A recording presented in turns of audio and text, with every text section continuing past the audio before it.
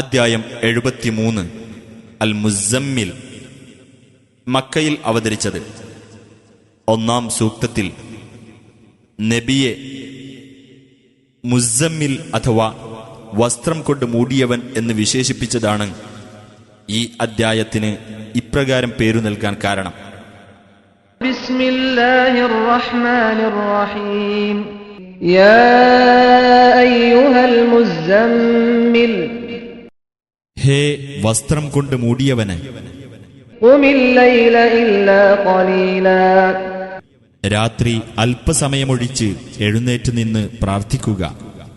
നിസ്ഫഹു ഔ ഇൻഖുസ് മിൻഹു ഖലീലാ, രാത്രിയുടെ പകുതി അല്ലെങ്കിൽ അതിൽ നിന്ന് അല്പം കുറച്ചുകൊള്ളുക. ഔ സിദ് അലൈഹി വറത്തിലിൽ ഖുർആന തർതീലാ, അല്ലെങ്കിൽ അതിനേക്കാൾ വർദ്ധിപ്പിച്ചുകൊള്ളുക. ഖുർആൻ സാവകാശത്തിൽ പാരായണം നടത്തുകയും ചെയ്യുക. ഇന്നാ സനുൽഖി അലൈക ഖൗലൻ തഖീലാ, തീർച്ചയായും നാം നിന്റെ മേൽ ഒരു കനപ്പെട്ട വാക്ക് ഇട്ടുതരുന്നതാണ്. ഇന്ന നാശിഅതൽ ലൈലി ഹിയ അശദ്ദു വത്അൻ വഅഖ്വമു ഖീലാ, തീർച്ചയായും രാത്രിയിൽ എഴുന്നേറ്റു നമസ്കരിക്കൽ കൂടുതൽ ശക്തമായ ഹൃദയ സാന്നിധ്യം നൽകുന്നതും വാക്കിനെ കൂടുതൽ നേരെ നിർത്തുന്നതുമാകുന്നു. ഇന്ന ലക ഫിന്നഹാരി സബ്ഹൻ തവീലാ, തീർച്ചയായും നിനക്ക് പകൽ സമയത്ത് ദീർഘമായ ജോലി തിരക്കുണ്ട്. വദ്കുർ ഇസ്മ റബ്ബിക വതബത്തൽ ഇലൈഹി തബ്തീലാ, നിന്റെ രക്ഷിതാവിന്റെ നാമം സ്മരിക്കുകയും മറ്റു ചിന്തകൾ വെടിഞ്ഞ് അവങ്കലേക്ക് മാത്രമായി മടങ്ങുകയും ചെയ്യുക. റബ്ബുൽ മശ്രിഖി വൽ മഗ്രിബി ലാ ഇലാഹ ഇല്ലാ ഹുവ ഫത്തഖിദ്ഹു വകീലാ, ഉദയസ്ഥാനത്തിന്റെയും അസ്തമനസ്ഥാനത്തിന്റെയും രക്ഷിതാവാകുന്നു അവൻ. അവനല്ലാതെ യാതൊരു ദൈവവുമില്ല. അതിനാൽ ഭരമേൽപ്പിക്കപ്പെടേണ്ടവനായി അവനെ സ്വീകരിക്കുക. വസ്ബിർ അലാ മാ യഖൂലൂന വഹ്ജുർഹും ഹജ്റൻ ജമീലാ, ആ അവിശ്വാസികൾ പറയുന്നതിനെപ്പറ്റി നീ ക്ഷമിക്കുകയും ഭംഗിയായ വിധത്തിൽ അവരിൽ നിന്ന് ഒഴിഞ്ഞു നിൽക്കുകയും ചെയ്യുക. വദർനി വൽ മുകദ്ദിബീന ഉലിൻ നഅമതി വമഹ്ഹിൽഹും ഖലീലാ, എന്നെയും സുഖാനുഗ്രഹങ്ങൾ ഉള്ളവരായ സത്യനിഷേധികളെയും വിട്ടേക്കുക. അവർക്ക് അല്പം ഇടകൊടുക്കുകയും ചെയ്യുക. ഇന്ന ലദൈനാ അൻകാലൻ വജഹീമാ, തീർച്ചയായും നമ്മുടെ അടുക്കൽ കാൽച്ചങ്ങലകളും ജ്വലിക്കുന്ന നരകാഗ്നിയും വതഅമൻ ദാ ഗുസ്സതിൻ വഅദാബൻ അലീമാ, തൊണ്ടയിൽ അടഞ്ഞു നിൽക്കുന്ന ഭക്ഷണവും വേദനയേറിയ ശിക്ഷയുമുണ്ട്. യൗമ തർജുഫുൽ അർദു വൽ ജിബാലു വകാനത്തിൽ ജിബാലു കസീബൻ മഹീലാ, ഭൂമിയും പർവ്വതങ്ങളും വിറകൊള്ളുകയും പർവ്വതങ്ങൾ ഒലിച്ചുപോകുന്ന മണൽക്കുന്നുപോലെയാവുകയും ചെയ്യുന്ന ദിവസത്തിൽ ഇന്നാ അർസൽനാ ഇലൈക്കും റസൂലൻ ഷാഹിദൻ അലൈക്കും കമാ അർസൽനാ ഇലാ ഫിർഔന റസൂലാ, തീർച്ചയായും നിങ്ങളിലേക്ക് നിങ്ങളുടെ കാര്യത്തിന് സാക്ഷിയായിട്ടുള്ള ഒരു ദൂതനെ നാം നിയോഗിച്ചിരിക്കുന്നു. ഫിർഔന്റെ അടുത്തേക്ക് നാം ഒരു ദൂതനെ നിയോഗിച്ചതുപോലെ തന്നെ. ഫഅസാ ഫിർഔനുർ റസൂല ഫഅഖദ്നാഹു അഖ്ദൻ വബീലാ,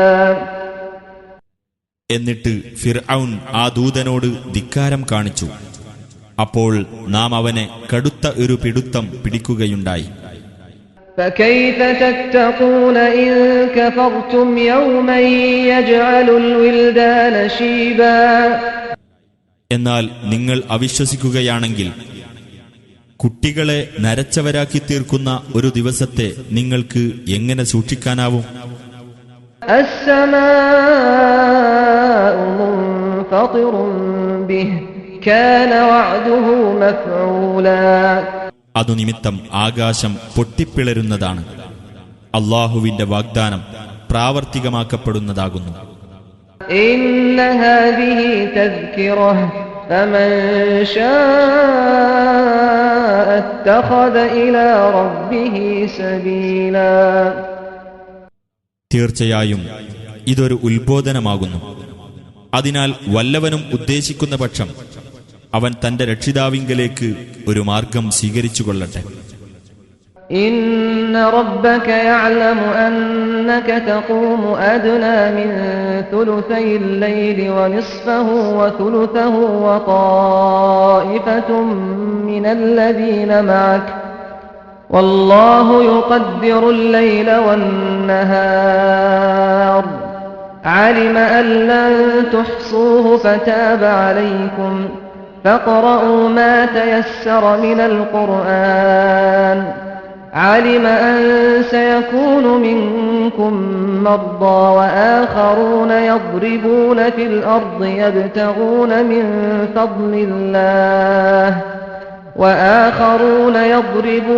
الأرض يبتغون من فضل الله وآخرون يقاتلون في سبيل الله فاقرؤوا ما تيسر منه وأقيموا الصلاة وآتوا الزكاة وأقرضوا الله قرضا حسنا وما تقدموا لأنفسكم من خير تجدوه عند الله هو خيرا وأعظم أجرا واستغفروا الله إن الله غفور رحيم. നീയും നിന്റെ കൂടെയുള്ളവരിൽ ഒരു വിഭാഗവും രാത്രിയുടെ മിക്കവാറും 2/3 ഭാഗവും ചിലപ്പോൾ പകുതിയും ചിലപ്പോൾ 1/3 നിന്നു നമസ്കരിക്കുന്നുണ്ട് എന്ന് തീർച്ചയായും നിന്റെ രക്ഷിതാവിനറിയാം. അല്ലാഹുവാണ് രാത്രിയെയും പകലിനെയും കണക്കാക്കുന്നത്. നിങ്ങൾക്ക് അത് ക്ലിപ്തപ്പെടുത്താനാവുകയില്ലെന്ന് അവനറിയാം. അതിനാൽ അവൻ നിങ്ങൾക്ക് ഇളവ് ചെയ്തിരിക്കുന്നു. ആകയാൽ നിങ്ങൾ ഖുർആനിൽ നിന്ന് സൗകര്യപ്പെട്ടത് ഓതിക്കൊണ്ട് നമസ്കരിക്കുക.